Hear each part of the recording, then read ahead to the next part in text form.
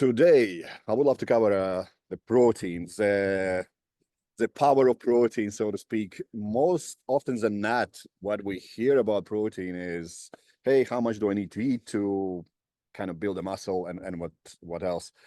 Uh, Completely missing what protein does. And you and I, we know that without protein, human body cannot exist. But not many people acknowledge that. And more often than not, doctors, just last week, I've heard somebody saying that their doctor suggested them never eat more than 47 grams of protein a day. And I'm here scratching my ass and I'm like, what? How, on what? That's a really bold statement. Yeah. Especially knowing everything that protein is involved in. And when we say protein, we're really talking amino acids, right? And we'll get into the details of that. So what? Let's just cover the basics. What protein is and why it is so vital for humans.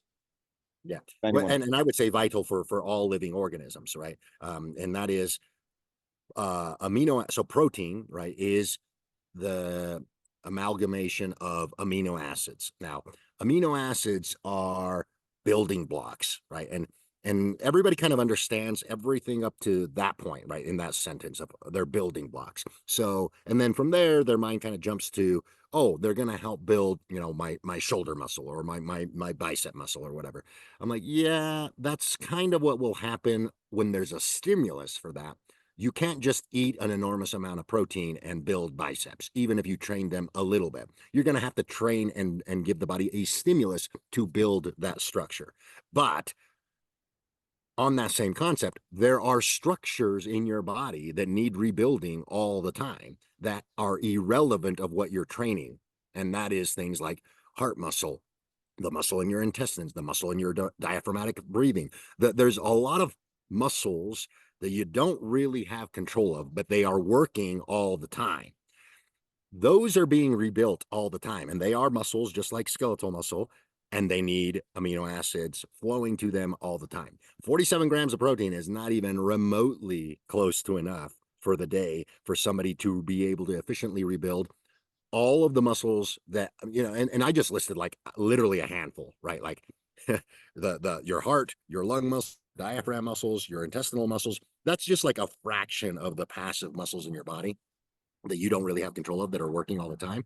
And those all need rebuilt. And then we get to the concept of building block, right? Like protein is a building block for literally almost everything, including neurotransmitters, right? So now we're forget about muscle tissue. Now we're talking about the building blocks for things that make you think and things that make you be able to function correctly mentally. The protein is that important. It not only makes the structure of your body and the internal workings of it, but it also makes the flow of information in your brain work through neurotransmitters, right? What's very popular now, which we have kind of touched upon, is like, hey, if you fast, you're gonna build growth hormone and whatever. Growth hormone is just amino acids.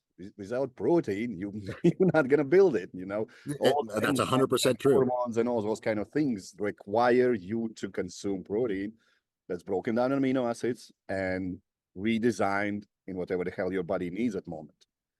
Yeah, well, and not even that, right? Like the other, you mentioned growth hormone, and fasting will produce growth hormone. You're right. Only if you have the amino acids in the body to be able to create that particular peptide, right? Growth hormone is a peptide.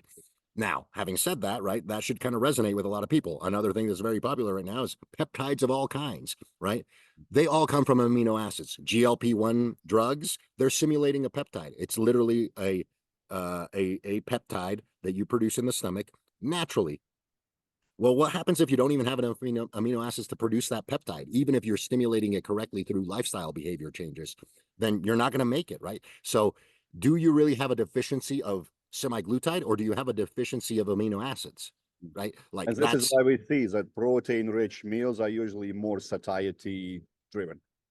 Yeah, they're going to have a lot of signaling effect with all of those, and not even satiety. I mean, yes, there is more satiety, but it even goes further beyond that, because when there is enough satiety, certain peptides got made, and those certain peptides will then break down into other peptides, right? So here's a concept right here on the screen that a lot of people may not be grasping is phenylalanine or tyrosine. They're amino acids, right? This is their structure right here, right? They are literally being broken down into further precursors to thyroid hormones, flavonoids, and then dopa. That's just these two, phenylalanine and tyrosine.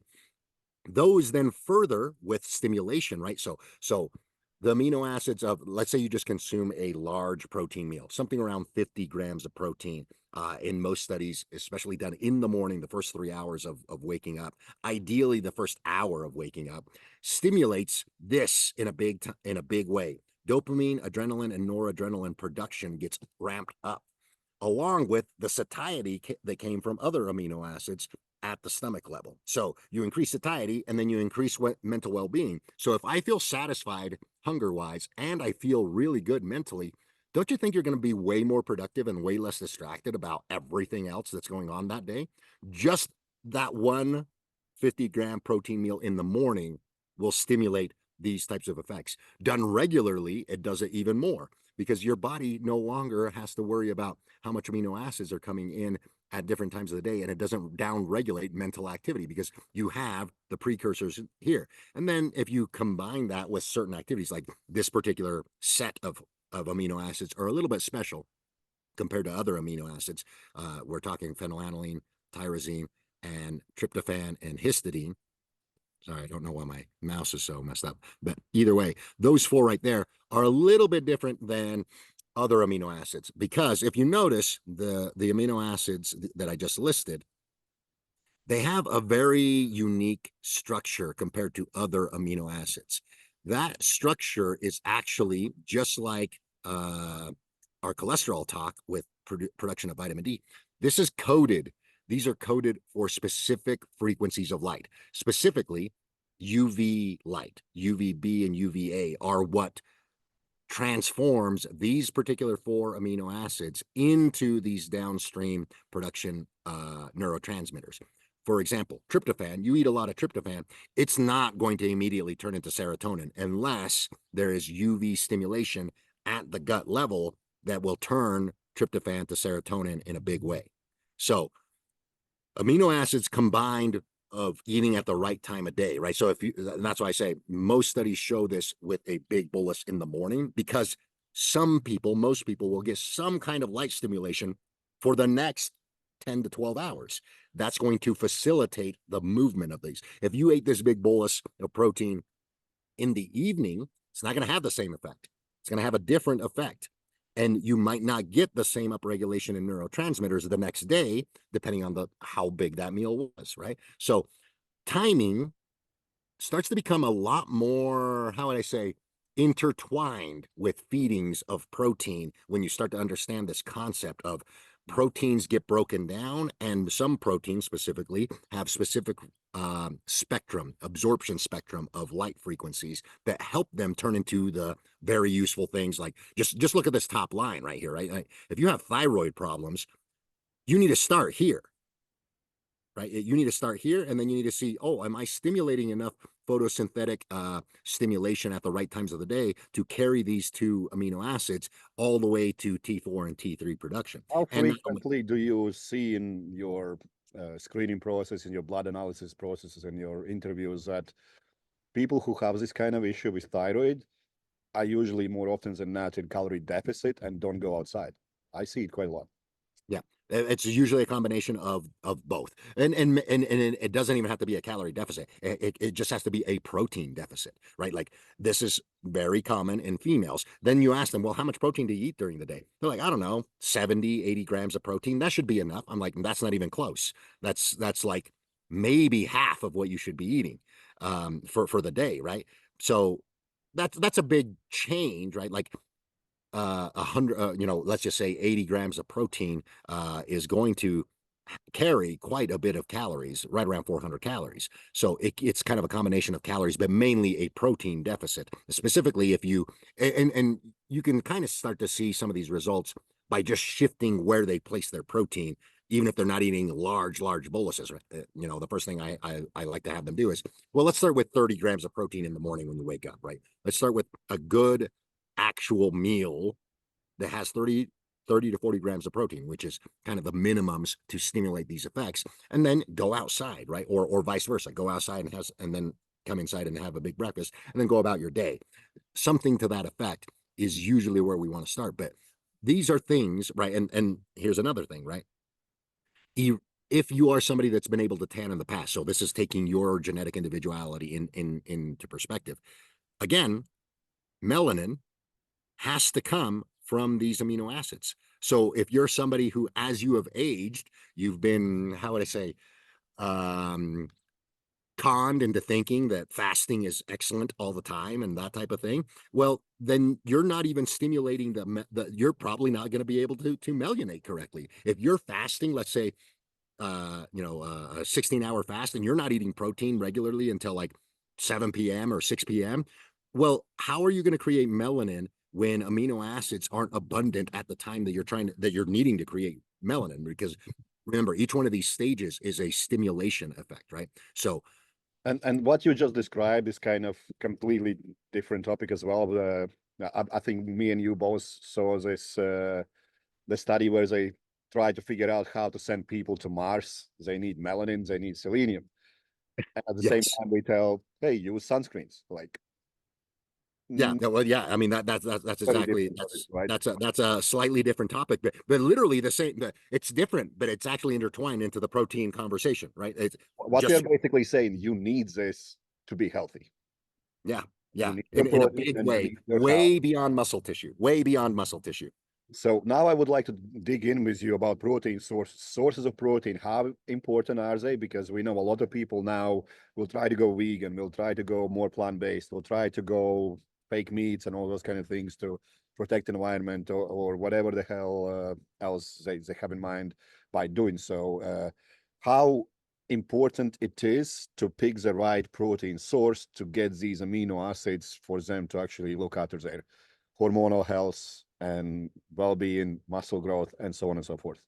Yeah, so this actually ties in a little bit into what I said at that slide, where amino acids, specifically certain amino acids, big ones that are crucial ones that have intertwinement with neurotransmitters, thyroid, and those types of things, they all interact with sunlight in a very specific way, right? So the quality of your protein comes down to the same concepts that we've detailed out for humans, right? Humans are just another animal on this planet.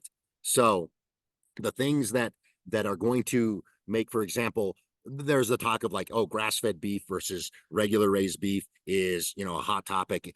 That's way less concerning than other protein sources. The reason for that is you can't raise a beef, even if it's not grass-fed. You can't raise that beef indoors, right? It has to be raised outdoors. So the fact that that animal spends the majority of its life outdoors, it's doing deuterium depletion. It's getting its skin involved with photosynthetic yield. So the difference between a grass-fed beef and a regularly industrially raised beef, yes, the fat content is going to have slightly more omega-3s in it. That's negligible. That's not enough omega-3s to make a difference. If you're worried about your omega-3s or you're needing omega-3s, and we've talked about this, it's not going to come from grass-fed beef. It's not. If you were trying to do it from grass-fed beef, you would literally be eating about 2 to 3 pounds of beef every day to get that amount of omega-3s. That's a really poor choice for omega-3s, especially when you can get twice as much of omega-3s from a 5-ounce piece of salmon, right? So right off the bat, the amount of omega-3s in a grass-fed beef, not an issue.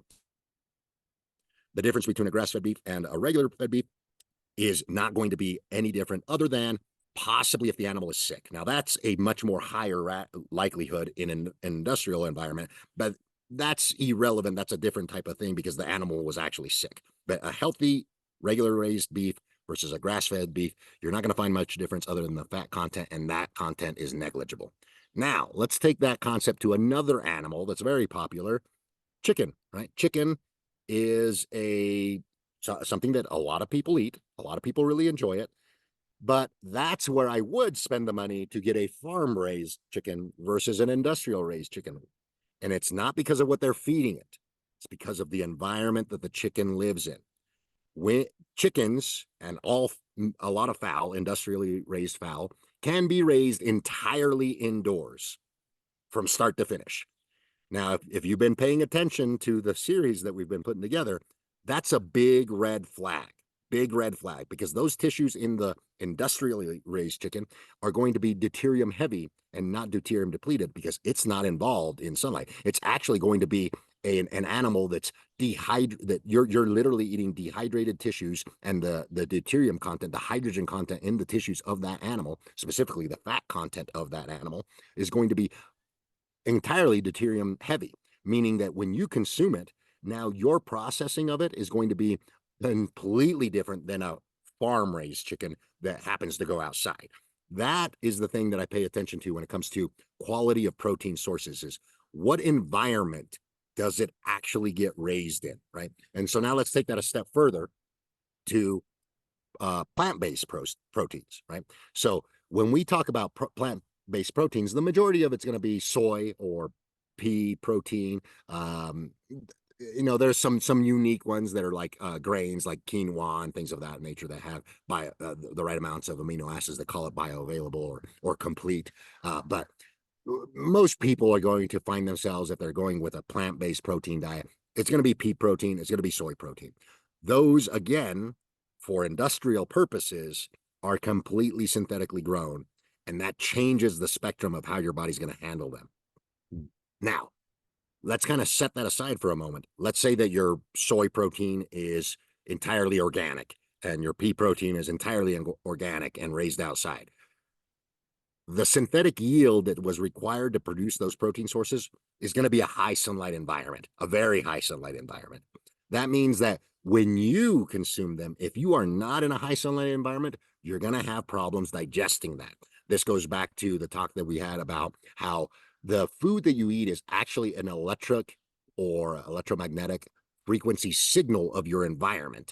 And you may have digestion problems, or how would I call it? Some people would call it like a gut issue when I eat this particular type of protein or that particular type of protein, especially if it's processed. The reason for that is because your skin and your gut are talking to your brain, and they're like, dude, there's not enough sun for this particular protein or food item to be existing in the environment. This must be a foreign substance. That's like high level, very little science. The easiest way to explain the protein that you eat needs to come from an environment. If it's a plant protein, it needs to be the same season or the same latitude that you're in, because plant proteins are assimilated by plants, and they are not, how would I say, they are not rearranged like animal proteins, right? If you eat an animal protein, the animal has ate the grass or the bugs or whatever, and then transformed the amino acids from those constituents to its tissues. It's done a transformation process. So when you consume it, your body no longer has to do that transformation process as the animal did, because the animal has already done the deuterium depleting and the reassimilation. Because if it lived in that environment of where those grasses live, then everything is, how would I say, copacetic, right? The animal and the grass that it ate, or the bugs that it ate, are completely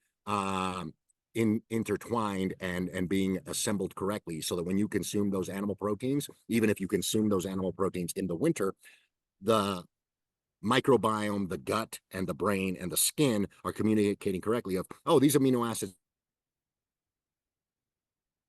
have already been clipped and changed to be able to be used year round. Whereas plant proteins are not able to be used round because they will not have the right signaling effect in the gut. That's going to piss a lot of vegans off, but it's the truth. If you live somewhere that there's 4 seasons, I don't have a problem with eating plant proteins. I like plant proteins.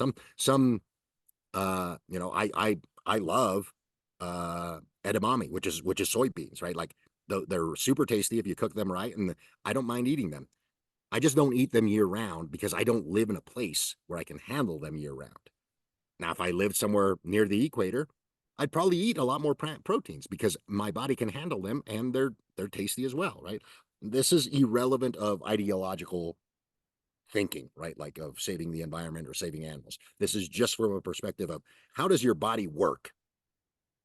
Me, it brings like, what kind of limitations can people come across when they go plant-based, basing on importance of certain amino acids? Because we know that you need to be pretty advanced in your knowledge of what plant source has what, to actually have everything received in your body, to never mind building muscle, just to be healthy.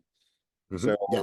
I often come across people who goes that route and they're like, I feel great and this and that. And like, yeah, you feel great more often than not just because you're eating less, because there is no fat content and all those kind of things. And another thing is you're probably feeling great only for a certain amount of time until more often than not, I see severe health consequences. Yeah. Well, and again, this goes back to the concept of seasonality, right?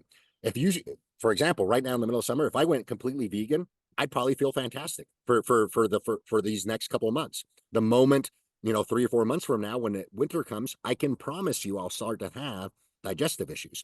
Now, on the flip side, somebody might go vegan in the middle of winter and they might feel quite a bit different than when they go vegan in the summer. It's because of what I'm talking about. So there's no doubt in my mind that people can go vegan and start having positive effects right away, because it has to do with the season that they started doing it in. They started in spring, or even where they live, right? If you live in Florida and you go vegan, but you spend a lot of time outside, you're probably not going to notice anything but benefits, right? And that's totally fine, because the amino acid content of, again, if you, like you said, if you have enough knowledge that it's like, okay, I'm going to throw in some soy, I'm going to throw in some pea protein, I'm going to throw in some quinoa. Now you've kind of balanced out, right? Like a big one is rice and beans, right? Rice and beans complement each other. The amino acids that are missing from rice are in the beans. You eat them together, now you have a complete amino acid profile. Like, and most people that kind of venture down the route of like veganism or even just like plant-based protein, they kind of understand that concept, but they don't understand the concept that I just laid out of seasonality, and how if it's a plant-based protein, you actually need to be in the environment that the plant is growing in order to be able to digest it correctly, because you need energy, because it's harder to digest, right? There's a reason why a cow has 3 stomachs and all it eats is grass. The proteins from grass are incredibly hard to pull out of that cellulose structure and then assimilate into muscle tissue for all of its working parts, right? So it has 3 stomachs to do that job. You don't have 3 stomachs. In fact, the thing that separates us from our closest relative, which is more plant-based, is that we have a shortened intestinal tract, so that we aren't capable of eating nearly as much plant-based matter to digest it. You need more time in the digestive tract the more plant proteins you eat, unless you're interacting with the environment. Because let's put it this way: apes, gorillas, chimpanzees, and us, the biggest difference is that we have gotten rid of most of our hair, and we assimilate light energy at a faster pace than them. That has allowed us to shorten our tract and eat more variety of food if we're in the environment that food correctly, or that we are in the correct environment that food grows in. We are harnessing electrical energy to do the bulk of the work from a shortened intestinal tract, versus them not being able to do that. So they need a longer intestinal tract. And more importantly, that allows us to eat less food. That allows us to eat less food and get more out of it if you're out in the environment correctly. You don't have to spend your day. We know that gorilla eats over 85% of its lifetime. It just eats. Yeah, because I probably eat 50% of my lifetime. And I had to check my partner's knowledge that stomachs for cow still 4. So oh, is it 4? Oh, okay, sorry. No, I remember I used to dice them and slice them, and sorry. 3, 4. There's a lot of them. There's way more than one. Yeah, and that's what people don't understand. Hey, look at this large animal. We just need to eat plants. And like, no, you can't. It's like saying I'm gonna pour this diesel in this little scooter and just drive as F1 car. It's not gonna happen. No. Completely different. And that's mainly my point. Like the animals are adapted to do that, especially animals that are 100% dedicated to plants. They have special adaptations, like a cow that has four stomachs, right? And that goes with a lot of other animals as well. So I wanna go deeper into kind of functions of the protein and body, because more often than not, everyone just hears protein is muscle building. And we know it's probably the very last bit that left over for you after you do everything to survive, that goes into that muscle building process. That's why we actually need so much protein to do something. So what are the functions of protein beyond muscle building? Yeah, so it's going to be like, and we touched on some of it earlier, right? It's going to be there's going to be a heavy component of neurotransmitters, right? It's going to be a heavy component of just about every peptide every peptide, that literally peptide is the formation from amino acids that get broken down. So all peptides, all neurotransmitters are being formed in your body from protein sources. The next is going to be things like actual physical structures, right? Like your eyeball, for example, your hair, for example. Those are all protein sources. Anything physical requires protein to be formed. Your fingernails, right? Everything that you can physically touch on yourself is being formed by protein. Most of it isn't muscle tissue, right? Like if you really think about it, most of it is not muscle tissue. Muscle tissue is a very small component of everything else in your body. So it's really hard to just say, to just go off and list it, but it's a lot. It's more than 80% of your body, or very close to it, depending on your lean body mass, right? For you, for example, it's probably closer to 60% of your body because you have a really high lean body mass index. You have a lot of skeletal muscle tissue. But for the normal person, most of the protein that they're consuming is not going to muscle building, and it's not even concerned with that type of thing. It's mainly concerned with everything else in that body: the skin, the nails, the hair, the eyes, the neurotransmitters, the peptides that are involved in signaling, all of that. And stomach lining, your stomach lining turns over it's supposed to turn over every 48 hours. So just think about that. Your stomach lining is made of amino acids, and it is designed to turn over every 48 hours. So you need protein just to keep your digestion itself in check. If you don't eat enough of that type of protein, and now when it comes to like the intestinal tract, those are different amino acids, gelatinous types of amino acids like collagen and glutamine and things of that nature. So that goes back to, where are you going to get those from plants, right? You're not really going to get those types of proteins from plants at a very, very small level, because most of those are directly going to be coming from animal-based gelatinous sources. So bone broths and things of that nature are going to have a lot of those types of amino acids and peptides for the digestive tract and all of those muscles that are in and around the stomach cavity area. And so that's more popular in well, it's like older times, 30, 40, 50 years ago, and more into northern type of countries where they boil everything all winter through, because there are no plants to eat. What I would like to know more about, okay, amino acids are peptides, hormones, your insulins, your GH, your all those kind of things are made from amino acids. What about immune system and importance of protein for immune health?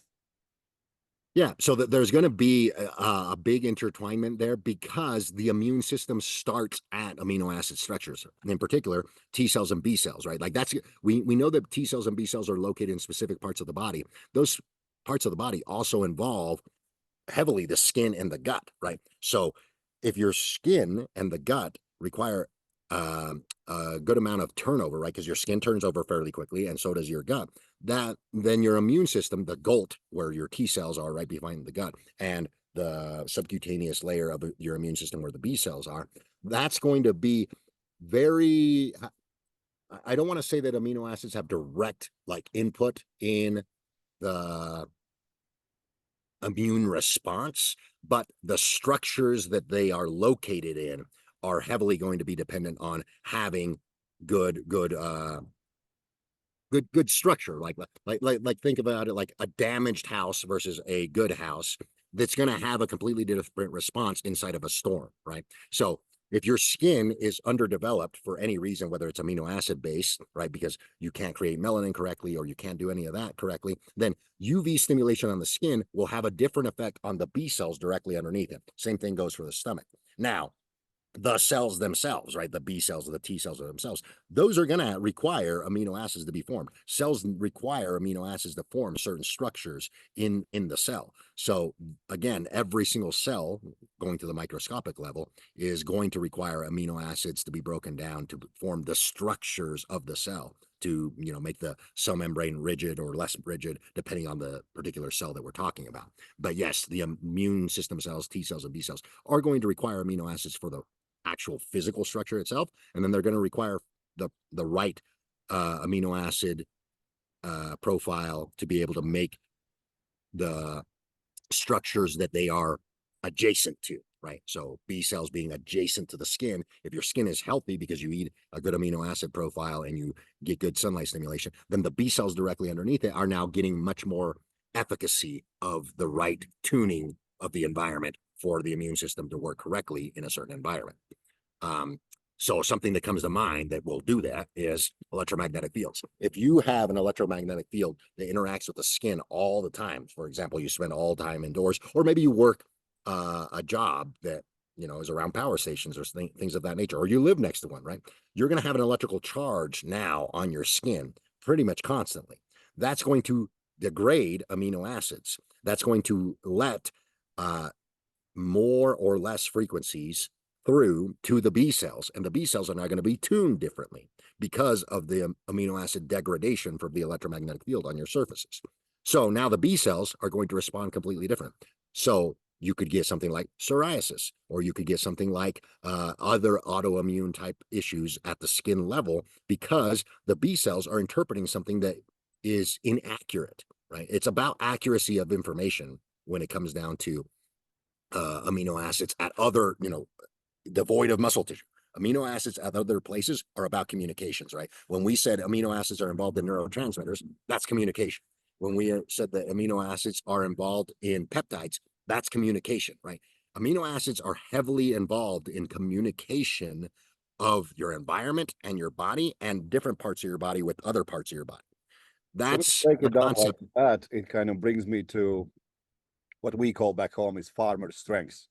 Is that kids who grow up on farms, grow up on lands, they're way more physically superior than people who live up in cities. And from what you've just discussed, it might be just because everything that human body needs is done correctly without any interference from modern lifestyle that can weaken us without us even knowing it. Just that concept alone, thinking about that, right? Like, okay, the closer I live to civilization, the more possibility I have of interference of the wrong information being dissipated to my immune system, being dissipated to my nervous system, right? Because dopamine and adrenaline and noradrenaline and all of the other catecholamines that come from just physical activity, those get upregulated in the right environment and downregulated in the incorrect environment, right? Devoid of how much of it you ate, right? You still have to be eating it, but just the fact of you eating the right food, but in the wrong environment, changes the whole information spectrum. So going that route, how much you eat, what are the daily requirements of proteins that are recommended for just optimal health and then muscle building and so on and so forth? Yeah, I would say more and more, and again, the only studies you're really going to find out there have to do with muscle building, right? That's just And the again, truth. just before we go there, 47 grams of protein a day is not enough. No, it's not, right? Now, if you go with the RDA, right, the recommended daily allowance for protein, it's still low, right? It comes out to be like half a gram per kilo. So it ends up being very close to that. 0.8 grams. I believe in Europe, they suggest 0.8 grams. For me, it would be like just over 100 grams a day. And Right. That's not even close to enough. That's not even close to enough. that's my breakfast. Because yeah, I mean, that's going to stop you from getting sick this year, right? But if you consistently only ate that, 5 years from now, you're going to be very sick in terms of underperforming in certain physiological functions because and an opposite spectrum, I have seen 5.5 grams per kilo fed for 5 years straight with no side effects, so to speak. All those people were getting a side effect was they were leaner, bigger, stronger. Yeah. So this is what I'm going to say, right? The minimums are somewhere around 1 gram per pound or what would that be? 2.2 grams per kilo, right? That though I'm leaning more towards that's the minimum for a good, healthy body, irrelevant of whether you train or not. It's going to produce the right amount of neurotransmitters. It's going to produce the right amount of peptides. This is taking into account that you live somewhere that's healthy for you, right? That's about the level of amino acids that you're going to need. So for a female that weighs, 55 kilos, you're talking right around 120 grams of protein, right? 120, 130 grams of protein. That immediately sounds like somebody who does not eat a lot is a lot of protein. Yeah, that's quite a bit of protein. If they do consume that, they will not need GLP-1s and semaglutides and all those kind of things. No. That they just don't work the same. They're I mean, they won't work the same when they eat significantly less, right? When they're eating closer to the 50 grams of protein or 60 grams of protein, yeah, you're probably going to be hungry. You're probably going to be way hungrier. And then immediately you go, okay, let's try to get you to 100, 120. They're like, I can't eat that much. I'm not hungry anymore. I'm like, yeah, that's kind of the point. You're when you satisfy baseline physiological functions, the body doesn't actually want more food. It only wants enough to keep things running, right? Like it's still work. Like eating is work, not just the physical activity of eating, but the actual digestion process is work. The body the body is incredibly efficient. It is incredibly efficient at, we only do enough to keep doing it. If you give it the right nutrition, you will be, especially if you're trying to grow like somebody like you actually kind of have to start forcing yourself. It becomes a job, right? To be able to eat that much job. Like I eat every 90 minutes now. Right. But the moment you start feeding a normal person the right nutrition, the right amounts of protein, and it's usually a lot more than they currently eat, they tend to be like, oh, this is actually not that bad. I feel fine. I feel good. They might get bored with the food selection that they're eating, but that's a different concept altogether. The fact that they're not getting cravings for random things starts to tell you, okay, well, now you're feeding them the right amount of protein, and it's probably going to be closer to 1 pound or 1 gram per pound of body weight. Now, like you mentioned, I don't think that that's the cutoff. I think that if you can eat more, that's totally fine and probably better. So following up from that, let's dig into protein misconceptions, because we still hear some people screaming out of the mountaintop, you only can absorb 30 grams of protein. And those people are usually the ones that have never looked into studying anything related to nutrition. And they just repeat what they have been hearing. And I understand the kind of the belief that, hey, that's all you can do because the study shows this and that. But when you actually start looking into those studies, I have seen that human body can absorb up to 80% of daily total protein intake needs in one meal fairly easily. So for someone like myself, at the moment, I would say I'm on moderate protein intake, which is over 400 grams a day, which is not moderate for anyone else, but I have been over 600 grams a day. I have had 700 grams a day. I do not need that much protein. I'm very well aware of that, but I can also eat a lot. Right. And my training intensity is extremely high. So my purpose is actually not so much for eating it for muscle building, which is my number one goal, but I want to make sure that I don't burn myself out and start having health consequences, because we know protein is essential for immune health as well. So, and I feel if I do eat like 2.2 grams of protein per pound, per kilo, I'm not recovering, nowhere near. Yeah. Never mind building any muscle. So I go for a higher intake. So what are protein misconceptions apart from that we can only absorb 30 grams per kilo? What else is out there? So the other one that comes up quite a bit is kidney health, right? Like, oh, if you eat a lot of protein, then your kidneys are not going to work well and all of that. I'm like, yeah, that doesn't make any sense at all, right? Especially when we know that people live in like you mentioned, northern countries where literally they're boiling broths, they're literally consuming so many amino acids just from residual broths and bone and all kinds of other foods that have interlaid protein sources in them. They're easily hitting females that are hitting 200 to 250 grams of protein per day, and they're only weighing like 57 kilos. Like going right? to my country, you'll be eating buckwheat, peas, beans, meats, eggs, dairy, you name it. Protein is pretty staple of every single meal. Yeah, when you take that into account, it just doesn't make any sense. It just doesn't. Like it, and then the only time that I would say that might be an issue is if you already have a kidney problem. Yeah, but that didn't come from the protein, right?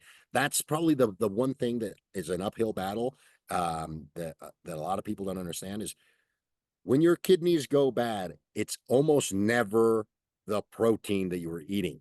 It probably has to do a lot more with blood pressure and how the kidneys, because the kidneys are a passive filter. They completely are dependent on blood pressure and the pressure dynamics of the body to be able to work correctly.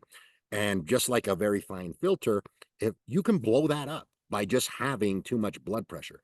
Now, if you've gone back to some of our other videos, you know that blood pressure's biggest regulator is outside time, lowering inflammation, lowering water retention, lowering or raising nitric oxide production. All of those have a regulatory effect on blood pressure and all of the constituents that go around with making kidneys filter correctly. Because the other thing that governs kidney filtering correctly is the electric charge on the kidneys. Kidneys can expand or contract the filtering mechanism depending on the electric charge that's in those tissues. And you can literally change that dynamically by some grounding. Just grounding alone changes how and this is very, very interesting, where you can literally do this yourself, especially nowadays because we have the technology. You can just order a microscope from Amazon for like $60. You can prick your blood, be indoors, look at the blood and how it's coagulating, and then be outdoors 30 minutes later, prick your finger, look at the blood underneath the microscope. You will physically, you don't have to be a scientist to see this difference. You can literally see the difference in how the blood is flowing. What are your kidneys doing? They're filtering your blood. They're filtering all of that. So if your blood dynamics change just by being indoors or outdoors, you can quickly start to understand that kidney issues are going to probably skyrocket, or at least not go down, the more the society goes to an indoor lifestyle, just from the fact of how blood moves versus indoors versus outdoors. And this is it's not a protein. To ask you a question, because let's kind of dig it deeper into what most people want, is building muscle from protein. And more often than not, we see now this explosive, well, maybe it has been around for forever. We just didn't see it because social media wasn't so active. But use of blood pressure medicine. So bodybuilders will try to get as big as they can, and instead of going outside, they will use telmisartan or whatever the hell there is. Is there a risk of that they are hiding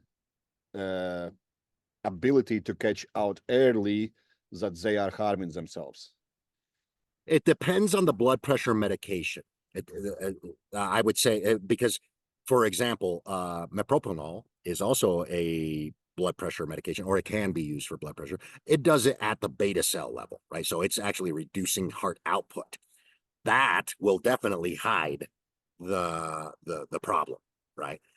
Telmisartan and ARBs are slightly different, but I feel like there is it's one of those things where I wouldn't take them blanket all the time without doing a washout period to check kidney health specifically, right? So if you're taking things that help with kidney health, like blood pressure medications, I would say it would be worth not having those blood pressure medications in for a certain period of time, letting your blood pressure do its normal thing, and getting actual testing specifically for the kidney, like a cystatin C test, and things of that nature, so that you can actually see what the kidneys having to do under normal circumstances. So it's hard to ferret that out just because of kind of what you said. We don't know if that's actually been going on for a long time or not. So and again, this is a slightly different concept because it doesn't have anything to do with protein, but it has a lot more to do with prophylactically taking drugs to combat drug effects, right? So I'm not entirely not on board with that, and I'm not entirely yes, all in. I'm more of in the middle of, I'm okay with doing that, but there should be an actual proper assessment of at some point in time you need to remove that masking agent, that prophylactic drug, and actually double check the health. That's all I'm going to say on that. I think that we need to highlight here is that we are biased towards the less drugs you need to take to improve yourself in any way, the better it usually is. And if you can lower your blood pressure by simply going outside, hanging out with your friends, your girlfriend, your boyfriend, and whatnot, sitting outside, drinking a cup of tea, why do you take a medicine? Yeah. And again, it comes back to understanding that concept and then going in on it, right? Like actually doing it, right? Now, if it physically is an impossibility for you because of circumstances, then that's when, just like you said, if we can get away with no drugs, that's where we go. But if there is drugs to be involved, there's got to be a good reason for it. And then there's got to be a game plan of checking in on the body when you're taking drugs, right? Like, and that goes for all drugs, right? Even drugs, like actual enhancement drugs. There's got to be a washout period at some point in time. That assessment comes down to your personal risk reward ratio of what you're trying to accomplish. And that is a big thing that not a lot of people talk about. Is at some point in time you got to be honest with how much drugs are you using and how much are they impacting you. And that also means that how much drugs is your doctor prescribing you? Yeah, you can even take it to that level, right? Like I know people that literally don't do anything other than just go to work. They're taking way more drugs than bodybuilders are just by the list, right? The list of drugs that they show me, I'm like, that's a lot of drugs. That's a lot of drugs. That's way more than I anticipated for somebody who's not chasing a performance metric of any kind.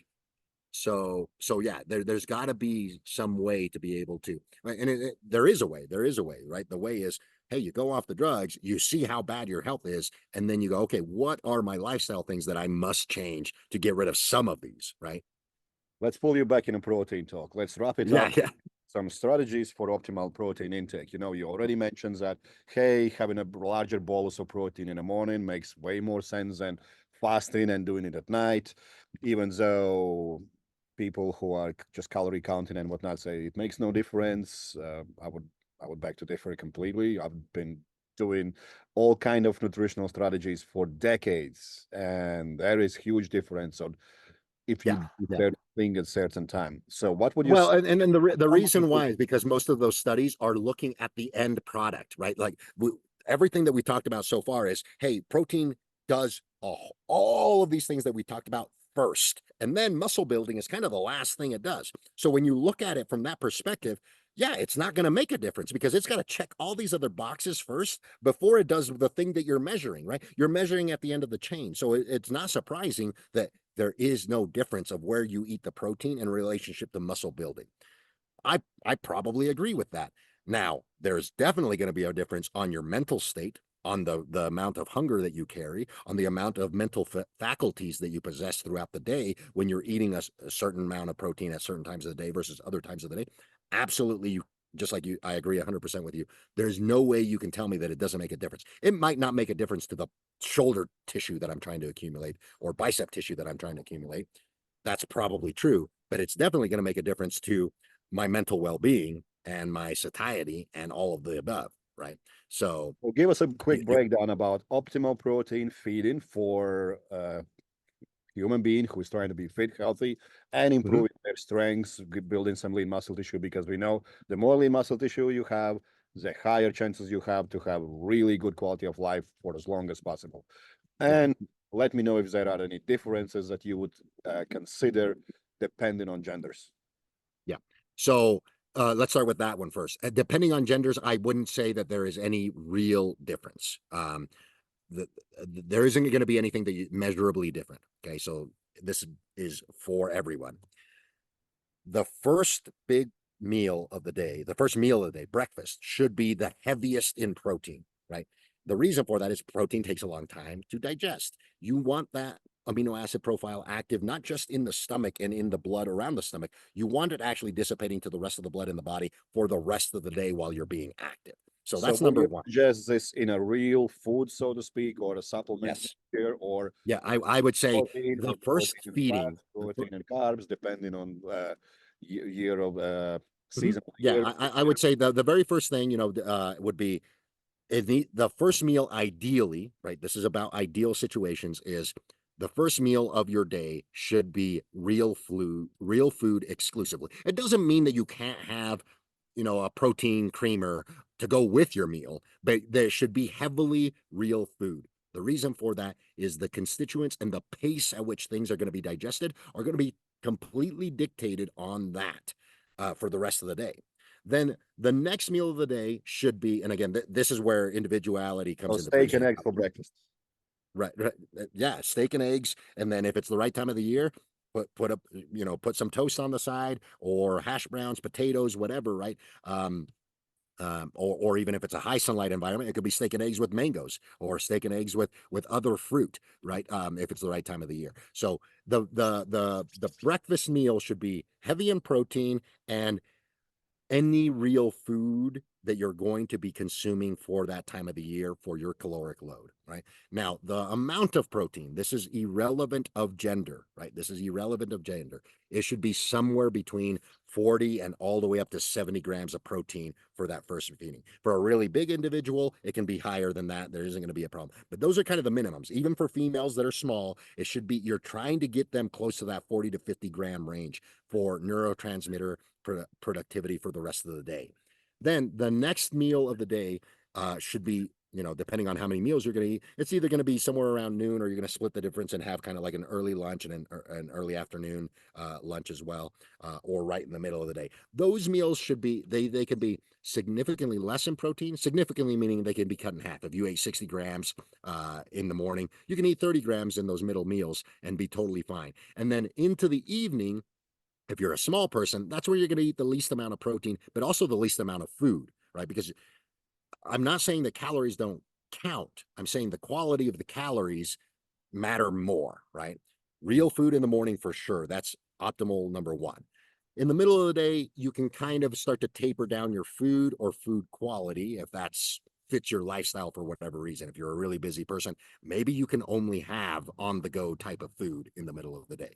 So depending on exactly the situation, whether that's an indoor environment, a flying environment, right? Somebody that travels a lot, or somebody that's literally indoors in front of screens and meetings all the time, I may even say, hey, the middle of the day might be a good time to actually do the fasting after you've already ate a big protein meal. And then later in the afternoon, when you go and work out, or at least get a break from the indoor environment, now you have another big meal. That's actually something that I find incredibly useful, especially for entrepreneurs and things of that nature that are running businesses, is waking up, getting sorted with a big, basically 50% of your calorie load in the morning from real food. And then you're kind of set for the rest of the day until early afternoon, something like 5 p.m., 4 p.m., when that's all done and behind you. And then you can have the other 40% of your protein, or not protein, well, protein and caloric load sometime in the early afternoon, which is probably going to be when you work out, or after you work out, or before you work out, somewhere in there. So you essentially, and then it comes down to ending food consumption early enough in the day, or the evening, I should say, that it doesn't disrupt sleep. So that would be another thing to take into consideration that may be getting thrown off depending on the fasting protocol that you do. If you're eating really late at night, and your caloric load is really high, well, how is your body supposed to go into a low insulin state and release growth hormone and other neurotransmitters, like other hormones and neurotransmitters? But the hormone I'm thinking about is leptin. Leptin won't be led into the hypothalamus if there's a high insulin state going on.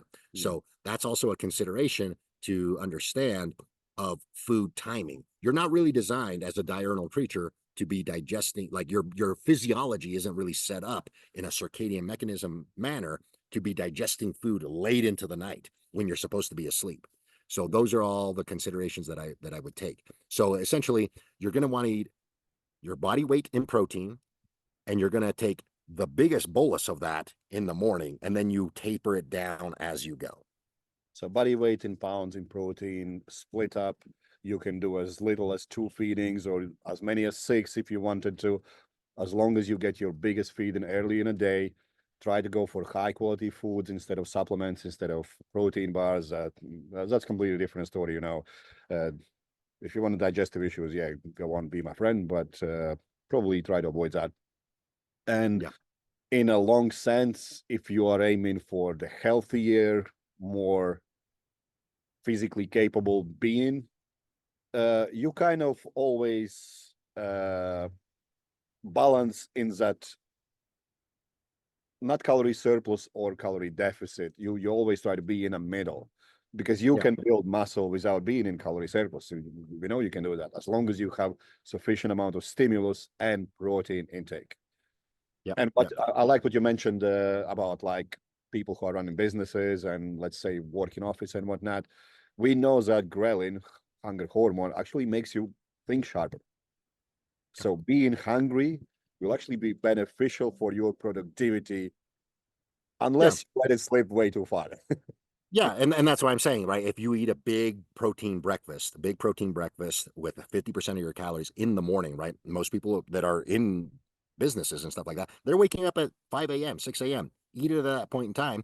By the time you get to work and stuff, you're not going to have the brain fog feeling of you had a lot of food. You're actually going to start feeling the sharpness of, hey, I'm nourished, right? I ate good nutrition earlier in the day, and now my insulin level is coming down. Ghrelin is slowly starting to be produced. Catecholamines are starting to be produced, and neurotransmitters are starting to be produced. You're going to be very mentally sharp for several hours, 6 to 7 hours, right? And then by that time, that's early afternoon. That's 3, 4 p.m. At that point in time, you can take a break from your meetings and your busy day and eat another high quality meal. Yeah, awesome, David. Appreciate your time as usual. This has been very, very insightful. And I'll see you next video. Awesome. Thank you.